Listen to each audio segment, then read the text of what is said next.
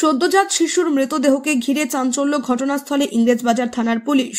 জানা যায়, সোমবার সকালে আমবাজারের সামনে 512 নম্বর জাতীয় সড়কের ব্রিজের পাইপের সঙ্গে সদ্যজাত শিশুর মৃতদেহ দেখতে পায় স্থানীয়রা। শিশুকে দেখতে ভিড় জমে ব্রিজে যানজটের সৃষ্টি হয়। খবর পেয়ে ঘটনাস্থলে পৌঁছায় ইংরেজবাজার থানার পুলিশ এবং মৃত সদ্যজাত শিশুকে উদ্ধার করে ময়নাতদন্তে পাঠায় মালদা মেডিকেল কলেজ ও হাসপাতালে। স্থানীয়দের দাবি, এই এলাকায় বহু নার্সিং হোম আছে, মাঝে মধ্যেই এই ধরনের ঘটনা ঘটে।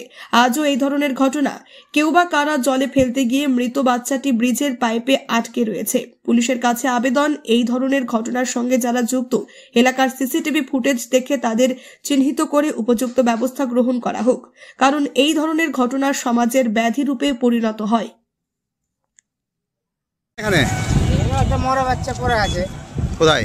ওই তো ব্রিজের এখানে পড়ে আছে। কি কতদিনের বাচ্চা কি মনে হচ্ছে?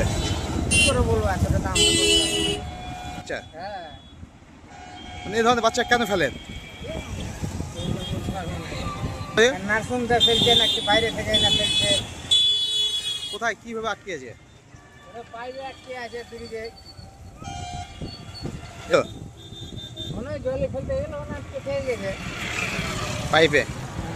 মানে কারা করতে পারে এই ধরনের কাজ? চোখে দেখিনি, কি করে বলবো। মানে এদেরকে শাস্তি দেওয়া উচিত, কাদের যারা ফেলছে এভাবে। এভাবে ফেলা উচিত না, উচিত না তো এভাবে, ওরা অন্য জায়গাতেই করে। আপনার নাম? দেখলাম বলতে, যে পরিস্থিতিতে বাচ্চাটা পড়ে রয়েছে, একজন মা তার কিভাবে পারে, একজন মা সত্যিকারের যে জন্মদাতা, সে কি করে পারে এই ধরনের শিশুদের মানে ফেলে দেওয়ার জন্য, বা কেনই বা নার্সিংহোমগুলো এইরকম পরিস্থিতিতে একটা শিশুকে বাইরে ফেলতে পারে।